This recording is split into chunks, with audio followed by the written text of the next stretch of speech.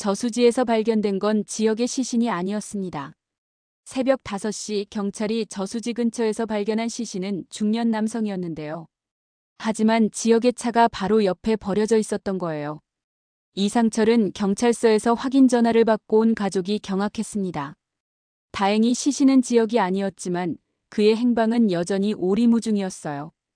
김다정은 밤새 울었던 탓에 눈이 퉁퉁 부은 채로 우리 지역이 무슨 일이라도 당한 건 아닐까요? 하며 불안해했습니다. 조옥래 할머니도 내가 90에 가까워서 손자 장례를 치를 수는 없어라며 한탄했어요. 이상철은 표면적으론 침착함을 유지했지만 속으론 자신이 너무 냉정하게 굴었나 하는 후회가 밀려오고 있었습니다. 한편 지역은 저수지에서 30km 떨어진 산골 펜션에 혼자 숨어 있었어요. 결혼식에서 도망친 자신에 대한 자괴감과 부모님을 실망시킨 죄책감으로 며칠째 제대로 잠을 이루지 못하고 있었던 거죠. 지역은 거울을 보며 이게 내 모습이야? 33살 먹고 이런 식으로밖에 살 수 없나 하며 자책했습니다. 더욱 충격적인 건 지역의 휴대폰에 쌓여있던 수십 통의 미수신 전화였어요. 대부분이 은호에게서 온 것이었는데 그중 마지막 음성 메시지가 지역을 완전히 무너뜨렸습니다. 은호의 목소리가 들려왔어요. 지역 선배. 정말 마지막으로 하는 말이에요. 저 이제 선배 기다리는 거 그만둘게요. 선배가 결혼식에서 도망친 걸 보고 깨달았어요. 선배는 제가 생각했던 그런 사람이 아니라는 걸요. 7년 동안 짝사랑했지만 이제 정리하려고요. 그동안 고마웠고 행복하세요. 지역은 휴대폰을 바닥에 던지며 미친 거 아냐 이지혁. 이라고 소리쳤어요. 자신이 가장 소중히 여겼던 사람마저 등을 돌렸다는 사실에 절망했습니다. 그런데 펜션 사장이 갑자기 손님, 경찰이 찾고 있어요 라고 말하는 바람에 지역은 더욱 당황했어요.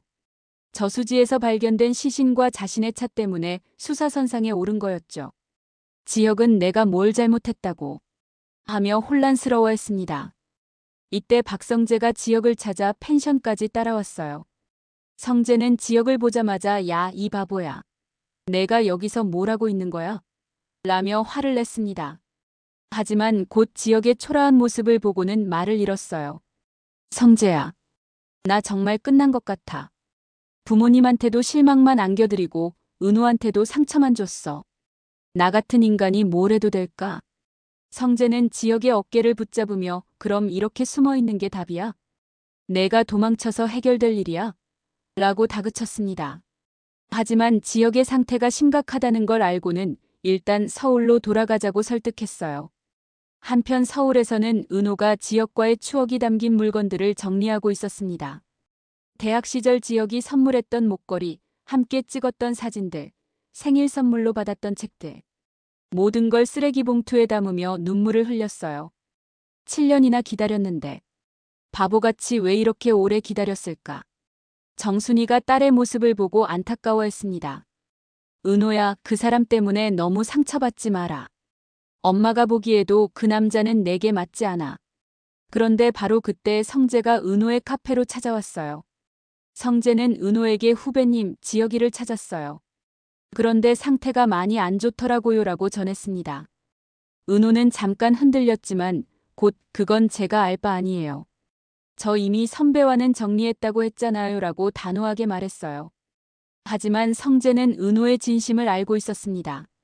후배님이 정말 지역이를 포기했다면 왜 이렇게 힘들어해요? 그 사람 물건들 버리면서 왜 눈물을 흘려요? 은호는 성재의 말에 당황했습니다. 선배는 저보고 어쩌라는 거예요? 저는 후배님이 행복했으면 좋겠어요. 그게 지역이와 함께든 아니면. 성재는 말을 멈췄습니다. 자신의 마음을 고백하기엔 아직 때가 아니라고 생각했어요. 그 사이 이상철은 집에서 혼자 깊은 고민에 빠져 있었습니다. 33년 회사 생활을 마치고 정년 퇴직했지만 아들과의 관계는 점점 멀어지고 있었어요. 내가 너무 엄격하게만 키웠나? 지역이 마음을 이해하려고 노력했나 하며 자책했습니다. 김다정은 남편의 마음을 알아주며 여보, 우리 지역이 철이 없는 건 맞지만 그래도 우리 아들이잖아요. 다시 돌아오면 따뜻하게 받아주어요라고 위로했어요. 조옥래 할머니도 내 손자 성격 내가 제일 잘 알아. 겉으로는 강해 보여도 속은 여린 아이야. 시간이 지나면 돌아올 거야 라고 말했습니다. 바로 그때 현관문이 열리는 소리가 들렸어요. 성재와 함께 지혁이 돌아온 거였습니다. 지혁은 며칠 만에 많이 야윈 모습이었어요. 아버지, 어머니, 죄송합니다. 이상철은 아들을 보자 화가 치밀었지만 동시에 안도감도 느꼈습니다. 너 지금까지 어디 있었어? 가족들이 얼마나 걱정했는데. 아버지, 저 정말 죄송해요. 너무 무책임하게 행동했어요. 김다정은 눈물을 흘리며 아들을 끌어안았어요. 지혁아, 엄마는 내가 무사히 돌아오기만 바랐어. 다른 건 상관없어. 하지만 이상철은 여전히 냉정했습니다. 지혁아, 내가 결혼식에서 도망친 건 그건 정말 용서할 수 없는 일이야. 우리 가문의 체면이 말이 아니야. 지혁은 아버지의 말에 다시 주저앉고 싶었지만 이번엔 달랐어요. 아버지, 저는 제가 원하지 않는 결혼을 할 수 없었어요. 그 여자분에게도 미안하지만 억지로 결혼하는 게 더 잔인한 일 아닐까요? 그럼 애초에 왜 결혼 승낙을 했어? 그건 아버지를 실망시키고 싶지 않아서였어요. 하지만 막상 결혼식장에 서니까 숨이 막히더라고요. 이 대화를 듣고 있던 조옥래 할머니가 나섰어요. 상철아, 그만해라. 지혁이도 충분히 괴로워하잖아. 억지로 시킨 결혼이 잘 될 리 있겠니? 이상철은 할머니의 말에 할 말을 잃었어요. 사실 그도 아들이 행복하길 바라는 마음이 더 컸거든요. 그런데 이때 이지환이 갑자기 집에 들어왔어요. 지환은 형의 모습을 보고 형, 괜찮아? 나도 걱정 많이 했어라고 말했습니다. 지환아, 미안해. 너까지 걱정 끼쳐서. 형이 사라진 동안 집 분위기가 정말 엉망이었어. 아버지는 화내시고 어머니는 우시고 할머니는 한숨만 쉬고. 지혁은 자신 때문에 가족들이 얼마나 힘들어했는지 실감했어요. 특히 이수빈이 오빠, 나도 정말 무서웠어. 오빠한테 무슨 일이 생긴 줄 알고라고 말하자 지혁은 더욱 미안해졌습니다. 다음 날 지혁은 용기를 내어 은호를 만나러 갔어요. 하지만 카페에 도착했을 때 충격적인 광경을 목격했습니다. 성재가 은호에게 꽃다발을 건네며 무언가 진지하게 이야기하고 있었던 거예요. 후배님, 저는 진심이에요. 후배님을 정말 좋아합니다. 은호는 당황하며 선배. 갑자기 이런 말씀을 하시면 어떻게 해요라고 대답했어요. 지혁은 그 모습을 보고 가슴이 무너지는 것 같았습니다. 자신이 도망쳤던 사이 가장 소중한 사람이 자신의 친구에게 마음을 뺏기고 있었던 거예요. 성재는 계속 말했어요. 지혁이는 후배님의 마음을 모르고 있어요. 하지만 저는 달라요. 후배님이 얼마나 좋은 사람인지 알고 있어요. 은호가 대답하려는 순간 지혁이 나타났어요. 성재야. 성재와 은호는 깜짝 놀랐습니다. 지혁은 두 사람을 번갈아 보며 내가 방해한 건가? 라고 쓸쓸하게 웃었어요. 은호는 지혁을 보자 복잡한 감정이 몰려왔어요. 그리웠지만 동시에 화가 났고 걱정됐지만 동시에 실망스러웠어요. 선배, 어디 있었어요? 미안해, 은호야. 나 정말 바보 같았어. 성재는 이 상황이 어색해서 그럼 난 먼저 갈게라고 말하려 했는데 지혁이 막았어요. 성재야, 잠깐만. 나 너한테 할 말이 있어. 세 사람 사이에 묘한 긴장감이 흘렀어요. 지혁은 성재를 바라보며 너 은호를 좋아하는 거야? 라고 직접적으로 물었습니다. 성재는 잠깐 망설이다가 그래, 좋아해. 후배님을 정말 좋아해라고 당당하게 대답했어요. 은호는 두 남자 사이에서 어쩔 줄 몰라 했어요. 지혁은 성재의 대답을 듣고 뭔가 각오를 다지는 표정이었어요. 그렇다면 이제 정정당당하게 경쟁하자. 뭐? 은호의 마음을 두고 정정당당하게 경쟁하자. 내가 지금까지 너무 확신했나 봐. 은호가 언제까지나 나만 기다릴 거라고. 은호는 두 사람의 대화에 황당했어요. 잠깐요, 선배님들. 저를 두고 경쟁한다고요? 제 의사는 묻지도 않고요. 지혁은 은호를 바라보며 은호야, 미안해. 내가 너무 당연하게 생각했어. 내 마음을 소중히 여기지 못해서 미안해. 선배. 하지만 이제는 달라질 거야. 내가 얼마나 바보였는지 깨달았어. 그 순간 카페 문이 열리면서 정순이가 들어왔어요. 정순이는 세 사람의 어색한 분위기를 감지하고 무슨 일이야? 라고 물었습니다. 은호는 어머니께 아무것도 아니에요라고 대답했지만 정순이는 눈치가 빨랐어요. 특히 지혁을 보고는 너 지혁이지? 우리 은호 마음 아프게 한 그 남자. 라고 차갑게 말했어요. 지혁은 정순이 앞에서 고개를 숙였어요. 어머님 죄송합니다. 제가 은호에게 상처를 드렸네요. 상처를 드렸다고?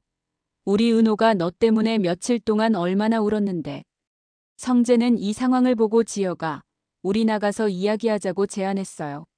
하지만 지혁은 정순이 앞에서 제대로 사과하고 싶었어요. 어머님, 저는 은호를 정말 소중하게 생각해요. 하지만 제가 용기가 없었어요. 그래서 은호에게 상처를 준 것 같아서. 소중하게 생각한다고? 그럼 왜 다른 여자와 결혼하려고 했어? 지혁은 할 말을 잃었어요. 정순이의 말이 맞았거든요. 은호가 나섰어요. 엄마, 그만해요. 이미 끝난 일이에요. 끝난 일이라고? 은호야, 너 아직도 이 남자를. 엄마. 이때 갑자기 이수빈이 카페로 들어왔어요. 수빈은 성재를 보고 반가워하며 성재 오빠. 여기서 뭐해요? 라고 물었습니다. 성재는 수빈을 보고 수빈아, 너는 여기서 뭐해? 라고 반문했어요. 저 성재 오빠한테 부탁드릴 일이 있어서 찾아다니고 있었는데 여기서 만나네요. 수빈은 분위기가 어색하다는 걸 감지하고는 혹시 제가 방해한 건가요? 라고 물었어요. 지혁은 여동생을 보고 수빈아, 오빠 따라와. 집에 가자. 오빠 잠깐만요. 성재 오빠한테 할 말이 있어요. 수빈은 성재에게 다가가서 오빠, 제 유튜브 채널 콜라보레이션 제안. 생각해 보셨어요? 진짜 대박 날 것 같은데요. 성재는 수빈의 말에 당황했어요. 지금 이런 상황에서 비즈니스 이야기를 할 때가 아니었거든요. 수빈아, 그 얘기는 나중에 하자. 왜요? 지금이 좋은 타이밍인데요. 은호는 이 모든 상황이 복잡해서 다들 나가주세요. 저 지금 정신정리가 안 돼요라고 말했어요. 정순이가 딸을 보며 은호야, 엄마가 봐도 너무 복잡해 보여. 일단 시간을 두고 생각해봐라고 조언했어요. 지혁은 마지막으로 은호에게 은호야, 나 정말 바뀔게. 시간을 줄 수 있을까? 라고 간절히 부탁했습니다. 은호는 지혁의 눈을 바라보며 잠깐 흔들렸지만 곧 선배, 저도 시간이 필요해요. 지금은 아무 대답도 할 수 없어요라고 말했어요. 지혁은 고개를 끄덕이며 알겠어. 기다릴게. 성재는 이 모든 걸 지켜보며 마음이 복잡했어요. 친구인 지혁과 좋아하는 은호 사이에서 어떤 선택을 해야 할지 고민이 됐거든요. 그날 밤 지혁은 집에서 혼자 깊은 생각에 잠겼어요. 결혼식에서 도망친 것, 은호에게 상처를 준 것, 부모님을 실망시킨 것. 모든 게 자신의 잘못이었어요. 하지만 이제라도 늦지 않았다고 생각했습니다. 이번엔 제대로 해보자, 이지혁. 한편 은호는 혼자 카페에서 정리를 하며 복잡한 마음을 달래고 있었어요. 7년 동안 짝사랑했던 지혁이 돌아왔지만 이미 마음의 문을 닫아버린 상태였거든요. 그런데 성재의 고백까지 받게 되면서 더욱 혼란스러웠어요. 다음 날 아침 놀라운 소식이 들려왔습니다. 저수지에서 발견된 시신의 정체가 밝혀진 거예요. 그 사람은 박진석 회사의 전 직원으로 회사 자금을 횡령하고 도망다니던 중이었다고 해요. 경찰은 지역과는 전혀 관련이 없다고 발표했습니다. 성재는 이 소식을 듣고 아버지 박진석에게 전화했어요. 아버지, 이게 무슨 일이에요? 회사에 횡령 사건이 있었다고요? 박진석은 그건 이미 처리된 일이야.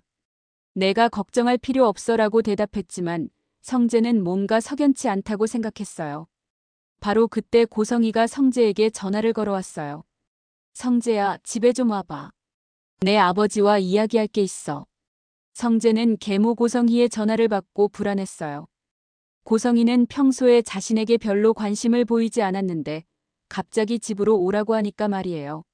성재가 집에 도착했을 때 고성희와 박진석이 심각한 표정으로 기다리고 있었어요. 박영나도 옆에 앉아 있었는데 평소보다 긴장한 모습이었어요. 성재야, 앉아라. 박진석이 말했어요. 아버지, 무슨 일이에요? 고성희가 나섰어요. 성재야, 사실은 회사에 큰 문제가 생겼어. 횡령 사건이 단순한 게 아니야. 무슨 말씀이세요? 박진석이 한숨을 쉬며 그놈이 회사 돈 30억을 빼돌렸어. 그리고 그 과정에서 우리 가족 비밀까지 알게 됐다고 하더라. 성재는 아버지의 말에 충격을 받았어요. 비밀이요? 무슨 비밀 말이에요? 고성희와 박진석이 서로 눈빛을 주고받았어요. 그리고 고성희가 입을 열었습니다. 성재야. 사실은 영나가 내 친아버지의 딸이 아니야. 뭐라고요?